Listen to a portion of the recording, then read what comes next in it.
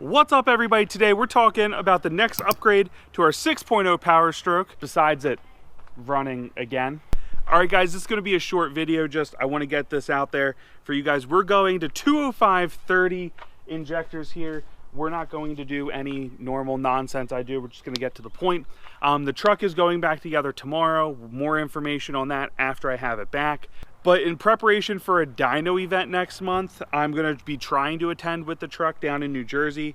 It's a charity dyno event, so I'm excited to do that. TurboTime USA is going to be sponsoring me to get in that event. They are going to supply the turbo, which is actually technically on the truck already at 64 millimeters. I'll probably swap back to the GXR7 for the event, because we're going to be trying to take full advantage of this injector. I'm very excited about this. So we're shooting for 600 horsepower. We're not sure if we're going to hit that. Obviously, tuning can be a little goofy at first as we kind of start trying to figure some of this stuff out. But these injectors are technically capable of it. It kind of just depends on how the rest of the truck is running. Hopefully we have no hurt feelings come this event. We shall see though, because crap happens. But I am really excited to get out there, run the dyno with this. Again, 205/30s. The rest of the truck is built for this. Plenty of airflow modifications. Realistically, it should kind of do quite well. We'll see what it does. Expecting at least to be well within the 500s. I need to make sure this time I don't have sticking brake calipers, but we are going for 600.